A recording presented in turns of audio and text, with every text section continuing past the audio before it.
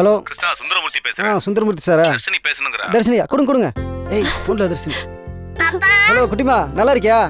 நான் உன்னை பார்த்தா நினைச்சிட்டு இருந்தேன், அதுக்குள்ள நீ ஏய். ஹலோ தர்ஷினிமா, என் பட்டு குட்டி, என் தங்க குட்டி. உனக்கு இப்பதான் அம்மா ஞாபகம் வந்துச்சா? அம்மா உன்னை ரொம்ப மிஸ் பண்றேன்டா. நீ எப்படி இருக்க? நீ நல்லா சாப்பிடுறியா? தாத்தா பாட்டி எல்லாம் சௌக்கியமா இருக்காங்களா? உன்னை நல்லா பாத்துக்கிறாங்களா? அங்க குளிர் ஜாஸ்தியா இருக்கா? குட்டி, ஏன் அம்மா கிட்ட பேசவே மாட்டேங்கிற? நீ வளவலான்னு கொஞ்சம் கூட கேப் விடாம பேசிட்டே இரு, அப்புறம் அவ எப்படி பேசுவா? கொஞ்சம் கேப் விட அவளும் பேசட்டும். நான் நல்லா இருக்கேன் மம்மி. பாட்டி நல்லா இருக்காங்க. நான் இன்னும் 1 வீக்ல அங்க வந்துருவேன் மம்மி. சீக்கிரமா வந்துடுறா செல்லம். சரிமா. ஐ லவ் யூ டா செல்லம். சரி, தாத்தா கிட்ட போனை கொடுங்க. சரிமா, குடுக்குறேன். Hello hello hello. என்னாச்சு? லைன் கட் ஆயிடுச்சுன்னு நினைக்கிறேன். ஹலோ, சிக்னல் இல்ல.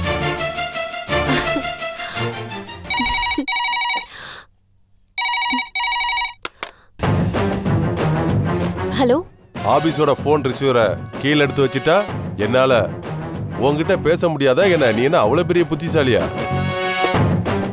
நான் அன்னைக்கே உன்கிட்ட சொன்னல, உன் குழந்தையோட உயிர் போக போகுது. ஏன் என்னாச்சு? கிருஷ்ணா, என்னாச்சு? எனக்கு பயமா இருக்கு கிருஷ்ணா. ஏன்? யார் போன்ல? எனக்கு பயமா இருக்கு கிருஷ்ணா. அட, யார் போன் பண்ணாங்க? என்ன விஷயம்? கிருஷ்ணா கிருஷ்ணா. இரு. ஹலோ, எப்படி இருக்க கிருஷ்ணா? யாரு? உன் மனைவி லீலா கிட்ட அவ்வளவு தூரம் எச்சரிக்கை பண்ண, ஆனா அலட்சியப்படுத்திட்டா. இவ்வளவு கேர்லெஸ்ஸா இருக்கீங்களே 2 பேருமே. போக போறது உன் குழந்தையோட உசுறு. கவலை இல்லையா உனக்கு? என்னடா உளர்ற? மறுபடியும் நான் உன்னை எச்சரிக்கை பண்றேன், அலட்சியமா இருக்காத. ஒரிஜினலை வச்சு ஜெராக்ஸ் போடுறவ நீ. உன் குழந்தைய ஜெராக்ஸ் போட முடியுமா? உசுறு போன திரும்ப வருமா? உன் குழந்தை உனக்கு வேணுமா வேண்டாமா? என்னடா பயமுறுத்துறியா? நீ சொல்றது உண்மையா இருந்தா நீ யார் எங்க இருந்து பேசுறேன்னு சொல்றா? அதை விட்டு பேடி மாதிரி டெலிஃபோன் பூத்துக்குள்ள இருந்து பேசிட்டு இருக்க. உன் குழந்தையோட உசுறு இன்னும் 6 நாள் தான் இந்த உலகத்துல தங்கும். இன்னைக்கு சனிக்கிழமை, அடுத்த சனிக்கிழமை அது ஐஸ் பெட்டியில தான் வரும். அப்போ உன் குழந்தைய மடியில வச்சுக்கிட்டு ஒப்பாரி வச்சு அழு. அப்ப ஃபீல் பண்ணுவ அவன் சொன்னதை அலட்சியப்படுத்திட்டேமேன்னு.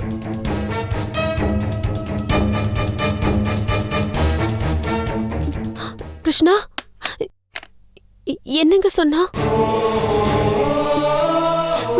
நான் நேத்தே சொன்னேன், அவன் சொன்னதுல ஏதோ ஒரு உண்மை இருக்குன்னு. இதுல ஏதோ ஒரு நிஜம் இருக்குங்க.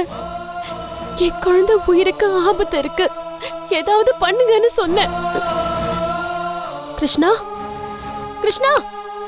என்ன? என்னாச்சு?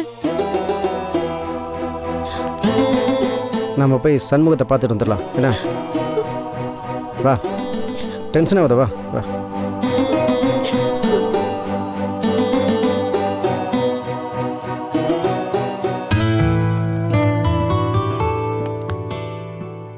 சார் வணக்கம் சார். சார் வெளியில் கிளம்பிட்டீங்களா? நீங்கள் வர சொன்னதா சொன்னாங்க.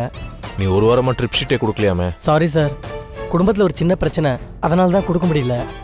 யோ, யார் குடும்பத்துல பிரச்சனை இல்ல, என் குடும்பத்திலயும் தான் பிரச்சனை இருக்கு. அதுக்காக உன் குடும்ப பிரச்சனை எல்லாம் இங்க வந்து குப்பை மாதிரி கொட்டக்கூடாது, புரியுதா? பிரச்சனையாம் பிரச்சனை. வருமானம் பத்திலேயே குடும்பத்தை காப்பாத்தணுமேனு வேலை கட்டியேன்னு சொல்லி வேலை கொடுத்தா கடைசியில் நீ ஏன் வேலைக்கு எவ்வளோ வச்சிருவ போல இருக்கு?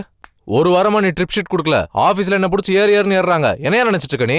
சார் அதாவது சந்தியாவுக்கு இவரு உன் குடும்பத்தை நீ காப்பாத்தணும்னா ஆபீஸ்ல என் பேர் கெடாம பாத்துக்கோ சொல்லிட்டேன். சார் ப்ளீஸ் சார், நான் சொல்றது கொஞ்சம் கேளுங்க யோ, சார். நான் சொல்றத நீ கேளியா? இவரு நீ என்ன பண்ணுவியோ ஏது பண்ணுவியோ எனக்கு தெரியாது. நீ மட்டும் தான் எனக்கு தெரிஞ்ச கான்ட்ராக்டர் நினைச்சிட்டு இருக்கியா? உன்னை மாதிரி 1000 பேர் எனக்கு தெரியுமியா? அடுத்த மாசமே உன் கான்ட்ராக்டை கேன்சல் பண்ணிட்டு வேற யாருக்காவது கொடுத்துருவேன். இந்த மாதிரி பொறுப்பு இல்லாம இருந்தேனா அப்புறம் வருத்தப்படாத சொல்லிட்டேன். சார் என் தங்கச்சி சந்தியா. யோ, காலையில 10 மணிக்குள்ள எங்க டேபிள்ல ட்ரிப் ஷீட் இருக்கணும், இல்லைன்னா 10:10க்கு கான்ட்ராக்டை கேன்சல் பண்ணிட்டு போயிட்டே இருப்பேன். தலியா?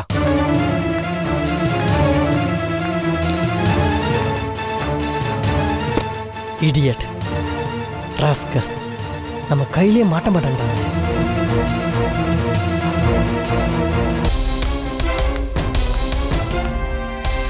யோ, ஏதோ உன் தங்கச்சி சந்தியாவுக்கு பிரச்சனைன்னு சொன்னீங்க, என்ன? பாவி பொண்ணு திடீர்னு ஒரு பாட்டில் தூக்க மாத்திரையை சாப்பிட்டா சார். ராத்திரி அவசர அவசரமா அவளை ஆஸ்பத்திரி தூக்கிட்டு போய் அவ உயிர் பழிச்சதே பெரிய விஷயம் சார். என்னையாச்சு? கேட்டா எனக்குன்னு இந்த உலகத்துல யார் இருக்கான்னு கேக்குறா. என்ன நடந்துச்சு? ஏன் தூக்க மாத்திரை சாப்பிட்டா? என்ன எதுக்காக கேட்குறீங்க? அது உங்களுக்கே தெரியுமே. அவ தூக்கு மாத்திரை சாப்பிட்டது காரணமே நீங்க தானே யோ. சார். நேத்து அவ உங்களை பார்த்து தேங்க்ஸ் சொல்றதுக்காக அவ இந்த ஆஃபீஸ்க்கு வந்திருக்கா. நீங்க அவளை மதிக்காம அழ வச்சு அனுப்பிச்சிருக்கீங்க. உங்க மேல அவ்வளோ பாசம் வச்சிருக்கா சார். நீங்க இங்க திட்டினா அவ அங்க வந்து அழறா. உங்களுக்கு ஒரு துக்கம்னா அவ தூக்குல கூட தொங்கிடுவா போல இருக்கு. இந்த டென்ஷன்ல தான் சார் ட்ரிப் ஷீட் கொடுக்குற மேட்டர் கூட நான் மறந்துட்டேன். நாளைக்கு காலை நான் கொடுத்துட்றேன் சார். நீங்கள் ஒன்றும் மனசப்பட்டு குழப்பிக்காதீங்க சார். வயசு பொண்ணு மறுபடியும் எதுவும் வில்லங்கமாக பண்ணிப்பாலான்னு பயமாக இருக்குது. நான் சீக்கிரமாக வீட்டுக்கு போகிறேன் சார்.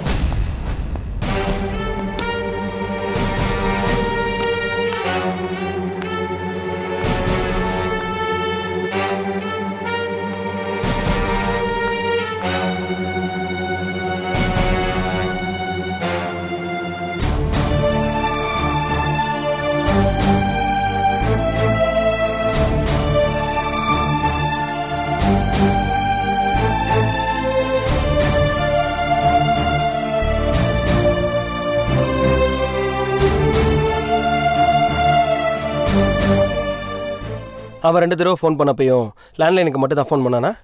ஆமா மாமா. ஏன் அவன் சுந்தரமூர்த்தியோட கார் டிரைவராக இருக்கக்கூடாது? ஏன் சொல்கிறேன்னா, லீலாவுக்கு சுந்தரமூர்த்தி வீட்டில் மறுபடியும் ஃபோன் வந்தப்ப நீ தான் ஃபோன் எடுத்திருக்க, ரிசீவர் எடுத்து கீழே வச்சிருக்கேன். ஆனால் உங்கள் வீட்டுக்கு இன்னைக்கு ஃபோன் வந்தப்ப அவன் என்ன கேட்டிருக்கான்?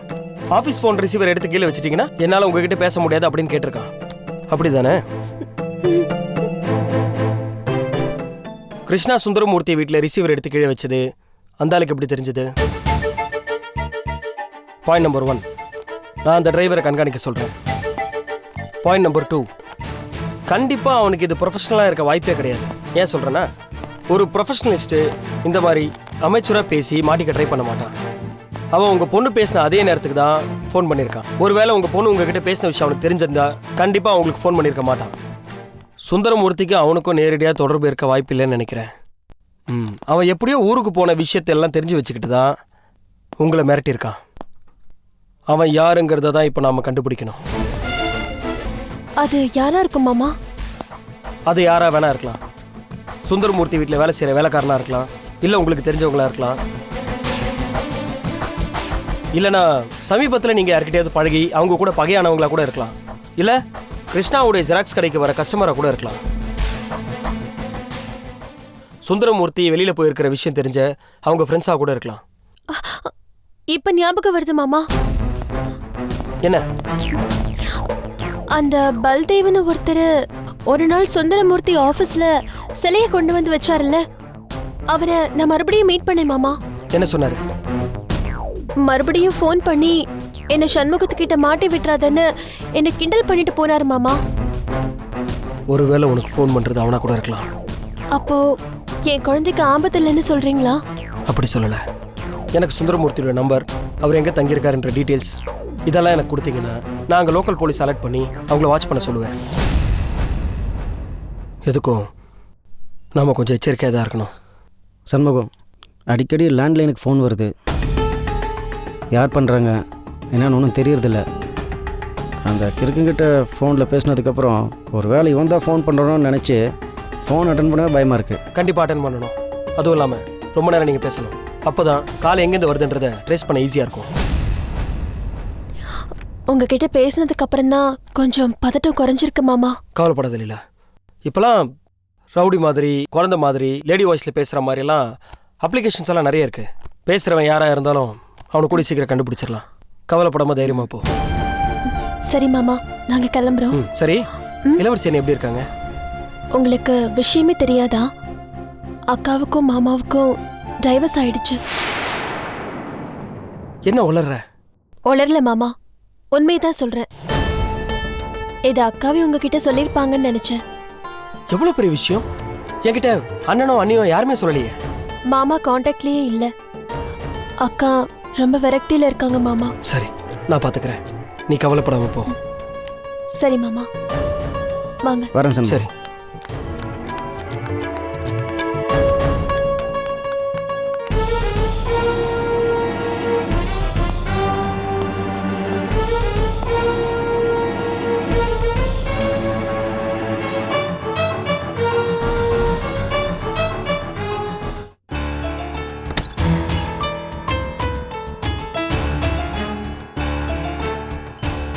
நீங்க இன்னும் தூங்கலையா? அம்மா இப்பதான் கேட்டாங்க, நீங்க தூங்கிட்டீங்கன்னு சொன்ன. தூக்கம் வரல. ஏன், ஏதாவது பிரச்சனையா? காலையில் ஒரு பெரிய வக்கீலை பார்க்க போயிருந்தேன். எதுக்கு போனீங்க? செழியனை வெளியில எடுக்கிறதுக்கா? ஆமாம். அவரை போய் நீங்க ஜெயில பார்த்ததுக்கே அம்மா உங்ககிட்ட கோச்சுக்கிட்டாங்க. அதுக்காக அவனை காப்பாற்றுற முயற்சியை என்னால் கைவிட முடியாது. உன் மேலேயும் என் மேலேயும் அம்மா எவ்வளோ பாசமாக இருக்காங்க. நாம் பதிலுக்கு அவங்களுக்கு என்ன நன்றி கடன் செலுத்த போகிறோம்? அவங்க பிள்ளைய அவங்க கூட சேர்த்து வைக்கிறது தான் ஒரே வழி. பின்ன இந்த விஷயத்தில் அவங்க என்னை எதிர்த்தாலும் பரவாயில்ல. உன் சப்போர்ட் எனக்கு கண்டிப்பாக தேவை. சரி, வக்கீல் என்ன சொன்னாரு? முடியாதுன்னு சொல்லிட்டாரு. நான் எவ்வளவோ கெஞ்சினேன். அவன் மேலே நிறைய கேஸ் இருக்கு, நிறைய ஃபோர்ஜரி இருக்கு, அவனை காப்பாற்றுறது கஷ்டம். ஒரு கேஸ்ல இருந்து வெளியில் வந்தாலும் இன்னொரு கேஸில் திரும்ப உள்ளே போயிடுவான். எத்தனை தடவை தான் அவனை ஜாமீன்லேருந்து வெளியில் எடுப்பீங்கன்னு கேட்குறாரு. அவ்வளவுதானேங்க. ஊர்ல வேற வக்கீலா இல்ல? இளவரசி அக்காக்கு ஸ்வரூப்னு ஒரு பெரிய வக்கீல தெரியும். நாம வேணா அவரை போய் பார்க்கலாமா?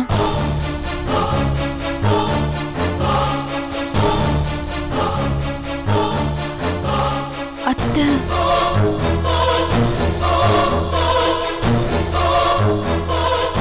அம்மா அம்மா அத்தை, ஏண்டா ஏண்டா இப்படி என்ன கொஞ்சம் கொஞ்சமா கொல்றீங்க?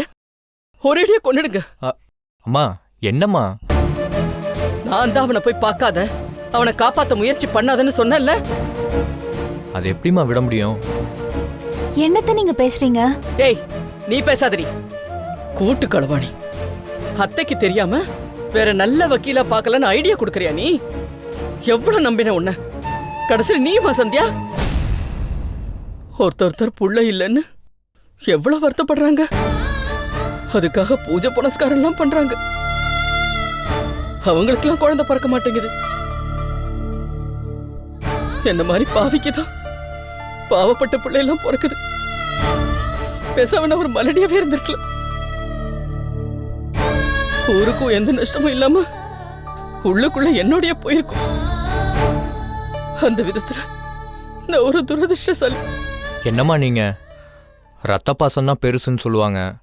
நீங்க கடைசி வரைக்கும் செழியனை உங்க பிள்ளைய ஏத்துக்க மாட்டீங்களா? இல்ல, ஏத்துக்க மாட்டேன். நீயும் உன்னை காப்பாத்துறதுக்கு முயற்சி பண்ணக்கூடாது. உன்னை எப்படி தடுக்கிறதுன்னு எனக்கு தெரியும்டா.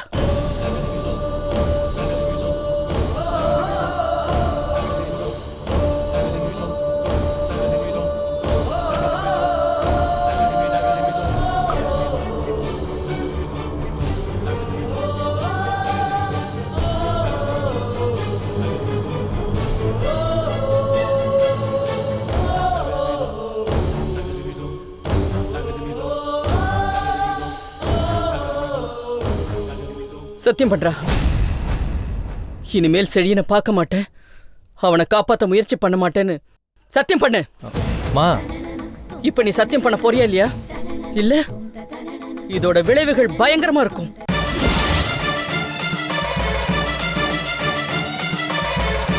சத்தியம் பண்ணுடா.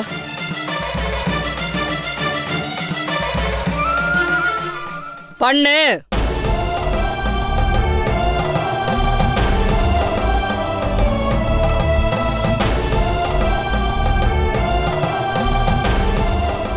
உன்னை கடைசியா கேக்குறேன், சத்தியம் பண்ணு. பண்ணு.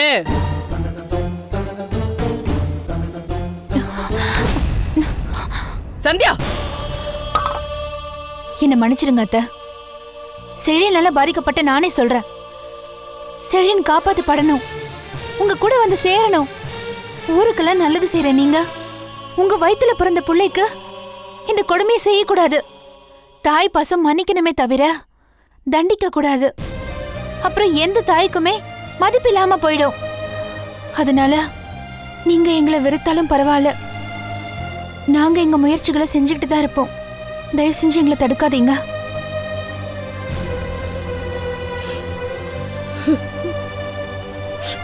அத்தை, அத்தை சொல்றத கேளுங்க அத்தை. ஆமாம்மா, செழியன் நல்லா வந்துருவாம்மா.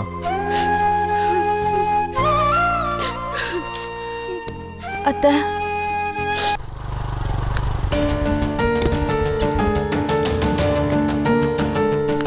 ஹலோ என்னங்க ஏங்க தம்பி வாங்க, உள்ள வாங்க, உள்ள வாங்க. இனிமே வீட்டுக்கு வந்தீங்கன்னா வாசல்ல நின்னு கூப்பிடாதீங்க, உடனே உள்ள வந்துருங்க. யாராவது பாத்துருவாங்களோ தப்பா நினைப்பாங்களோன்னு பயந்து நீங்க வாசல்லே நிக்கிறீங்க. ஆனா நீங்க வாசல்லையே பயந்து நிக்கிறத பார்த்தாதான் தப்பா நினைப்பாங்க. இது உங்க வீடு, உங்களுக்காக இந்த வீட்டு வாசல் திறந்தே இருக்கும். தயங்காம வாங்க. இல்ல சந்தியா சூசைட் அட்டம் பாபு சொல்லி தான் எனக்கே தெரியும். சொல்லிட்டானா? சொல்ல வேண்டான்னு சொன்னேன், சொல்லிட்டானா? இல்லைங்க அவனா சொல்லல. நான் ஒரு வேலை விஷயமா திட்டும்போது இந்த விஷயத்த அவன் சொன்னான். பாவி மக, இப்படி செய்வான் நான் எதிர்பார்க்கவே இல்லைங்க. ஐயோ என்னங்க சந்தியாவை பார்க்கலாமா? நீங்க பார்க்காமல இனிமே நீங்க தானே அவளை பார்த்தாகணும். கஷ்டப்பட்டு காப்பாத்திட்டோம், ஆனா மருந்து மாத்திரை சாப்பிட மாட்டேன்னு ரொம்ப அடம் பிடிக்கிறா. நீங்க வந்து கொஞ்சம் சத்தம் போட்டு அவளை எப்படியாவது சாப்பிட வைங்க. வாங்க வாங்க வாங்க தம்பி, எப்படி இருக்கான்னு பாருங்க. சந்தியா சந்தியா என்ன சந்தியா இது? என்ன காரியம் பண்ணிருக்கேன்னு தெரியுமா உனக்கு? அன்னைக்கு எனக்கு இருந்த டென்ஷன்ல நான் ஏதோ கோவமா பேசிட்டேன். அதுக்காக இப்படி நீ தூக்க மாத்திரை சாப்பிடுவியா? கை நரம்ப அறுத்துக்கு தான் கத்தி தேடுனேன், ஆனா கத்தி கிடைக்கல. ஐயோ என்ன நீ இப்படி முட்டாள்தனமா பேசிட்டு இருக்க? எனக்கு வர ஆத்திரத்துக்கு ஒண்ணு. அடிங்க தம்பி, 4 வீடு கேக்குற மாதிரி நல்லா அடிங்க தம்பி. அப்படியாவது அவளுக்கு புத்தி வருதான்னு பாப்போம். சந்தியா உன் கூட நான் கோவமா பேசிட்டேன், அதுக்காக ஏன் சந்தியா அப்படி பண்ணிட்டு இருக்க? என்னை பத்தி உனக்கு என்ன தெரியும்? எனக்கு ஏற்கனவே கல்யாணம் ஆயிருச்சு சந்தியா. தெரியும். ஏய் நான் ஒரு பொண்ணை உயிருக்கு உயிரா லவ் பண்ணேன், அவ எனக்கு கிடைக்கல. வேற ஒரு பொண்ணை கல்யாணம் பண்ணிக்கிட்டேன், ஆனா அவ கூட சந்தோஷமா நிம்மதியா என்னால வாழ முடியல. இதெல்லாம் ஏன் என்கிட்ட சொல்றீங்க? அப்படின்னா எனக்கு உங்களை பத்தி மட்டும் தெரிஞ்சா போதும். அடி பாவி, அடி பாவி, தம்பிக்கு ஏற்கனவே கல்யாணம் ஆயிடுச்சு. அவர் வாழ்க்கையில நீ குறுக்கிடாதரி, அவரை மறந்துரு. மறக்கிறது என்னம்மா? செத்து போறதுக்கு நான் தயாரா இருக்கேம்மா. அடுத்த தடவை என்ன காப்பாத்தாதம்மா. ஐயோ நான் என்ன பண்ணுவேன் பாருங்க தம்பி, எப்படி தறிக்கட்டு போய் பேசுறா. உன் வயசு அப்படி, புத்தி அப்படி. தம்பி நீங்க சொல்ற அதே மனநிலையில தான் என் பொண்ணும் இருக்கிறா. ஒரு பணக்கார பையன் இவளை லவ் பண்ணா, ஆனா இவளை கைவிட்டுட்டு வேற ஒரு பணக்கார பொண்ணை கல்யாணம் பண்ணிக்கிட்டு போயிட்டான். இவ உங்களை மாதிரியே மனசு ஒடிஞ்சு போயிட்டா. எந்த ஆம்பளைக்கும் என் வாழ்க்கையில இடம் கொடுக்க கூடாதுன்னு இருந்து நீங்க ஏன் என் வாழ்க்கையில வந்தீங்க? ஏன் என்ன காப்பாத்துனீங்க? நானாமா வந்தேன், நீ தான் ஃபோன் பண்ணி கூப்பிட்ட. ஐயோ கடவுளே, நான் பண்ண அந்த போனு கோயம்புத்தூருக்கோ மதுரைக்கோ இல்ல வேற ஏதாவது ஊருக்கு போயிருக்க கூடாதா? அது ஏன் உங்க மொபைலுக்கு வரணும்? அதான் விதி சந்தியா, நீயும் நானும் சந்திக்கணும், நான் உன்னை காப்பாத்தணுங்கிறதான் விதி. கடவுள் போட்ட முடிச்சு, இதை யாரால மாத்த முடியும்? தம்பி தம்பி சொல்றதான் கரெக்ட் சந்தியா. நீ அவரை புரிஞ்சுக்கணும். இப்படி எல்லாம் பேசி அவரை தொந்தரவு பண்ணக்கூடாது. நீங்க இனிமே இங்க வராதீங்க, எங்க தலையெழுத்து எப்படியோ போகட்டும். உங்களை சந்திச்சு உங்ககிட்ட சகஜமா பழகிட்டேன். உங்க அமைதி, உங்க புத்திசாலித்தனம், உங்க தைரியம் இதெல்லாமே மனசுல பதிஞ்சிடுச்சு. இதெல்லாம் உடனே மறக்க முடியாது. தப்புன்னு புரியுது. அம்மா சொல்றது கரெக்ட் தான். இனிமே இங்க வராதீங்க சார். சந்தியா இன்னசென்ட்டா பழகுறதுல என்ன தப்பு இருக்குது சொல்லு? ஒருத்தர்கிட்ட அன்பா பேசுறதுல பழகுறதுல எந்த தப்பும் இல்லை சந்தியா. இங்க பாரு, நான் இனிமேல் இங்க வருவேன் போவேன், யார் தடுப்பாங்க? என்னை யாரும் தடுக்க முடியாது. ஆனா நம்ம ஒரு எல்லையோடு இருந்துக்கணும். ஏன்னா என் மனசு ஏற்கனவே உடைஞ்சு போச்சு, அதை ஒட்ட வைக்கிறதுக்கு நீ முயற்சி பண்ணாத. உண்மைதான் தம்பி, உடைஞ்சு போன மனச ஒட்ட வைக்க முடியாது. ஆனா ஒரு உடைஞ்சு போன மனசால இன்னொரு உடைஞ்சு போன மனச புரிஞ்சுக்க முடியும், ஆறுதலா இருக்க முடியும். அதுவும் ஒரு விதத்துல சரிதான். நீ கவலைப்படாத சந்தியா, உனக்கு இனிமேல் நான் ஆறுதலா இருப்பேன். முதல்ல நீ டேப்லெட்ஸ்லாம் ஒழுங்கா சாப்பிடு. ஏமா அந்த டேப்லெட்ஸ்லாம் கொஞ்சம் எடுத்துட்டு வாங்க. வேண்டாம் சார், நீங்க கிளம்புங்க. நீ பேசாம இரு, மாத்திரை மட்டும் ஒழுங்கா சாப்பிடலன்னு வச்சுக்கோ. அம்மா நீங்க போய் எடுத்துட்டு வாங்க. என்ன சந்தியா நீ? இனிமேல் நீ எதுக்கும் கவலைப்படாத.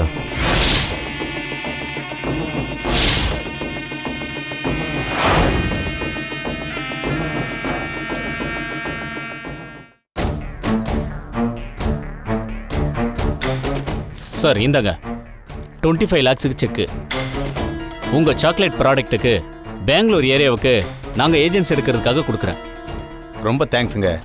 எந்த ஒரு ஏஜென்ட்டும் இவ்வளவு சின்சியராக வந்து எங்ககிட்ட அட்வான்ஸ் எல்லாம் கொடுத்ததில்ல. உங்கள் கர்நாடகா ஏரியாவில் மட்டும் இல்லை சார், தமிழ்நாட்டிலேயே மகா சாக்லேட் கம்பெனி தான் நம்பர் 1. நாங்கள் இப்போதைக்கு 2வது இடத்துல தான் இருக்கோம். ராஜேஷ், அப்படிலாம் எதுவும் இல்லைங்க சார். அவர் உண்மையை தான் சார் சொல்கிறாரு. அவரை ஏன் நீங்கள் தடுக்கிறீங்க சார்? இந்த புள்ளி விவரம்லாம் எனக்கும் தெரியும் சார். இது தெரியாமலையா நான் இத்தனை நாளாக ஏஜென்சி நடத்துவேன் சார்? அதுதான் என்னோட சந்தேகமும். அது தெரிஞ்சும் 2ஆம் நம்பரில் இருக்கிற ப்ராடக்டை ஏஜென்சி எடுக்கிறதுக்கு ஏன் இவ்வளோ இன்ட்ரெஸ்ட் காட்டுறீங்க? 2ஆம் நம்பரில் இருக்கீங்க, உங்களை 1ஆம் நம்பருக்கு கொண்டு வரணும். அதுக்காக தான். கொஞ்சம் புரிகிற மாதிரி சொல்லுங்களேன் சார். மகா கம்பெனிக்கு போனோம் சார். அங்கே இளவரசின்னு ஒருத்தி என்னை ரொம்ப இன்சல்ட் பண்ணி அனுப்பிட்டா. அப்போ நான் முடிவு பண்ணேன் சார், என்னோட ஏரியாவில் அவங்க ப்ராடக்டே இருக்கக்கூடாது. அப்போ ஒருத்தரை மீட் பண்ணேன் சார். அவரு தான் சொன்னார், உங்கள் கம்பெனி ஏஜென்சி எடுக்க சொன்னார். அப்படியா? யார் அந்த wellwisher? Excuse me sir. Yes, come in. Thank you. Hello sir. Hello sir. I'm Sham.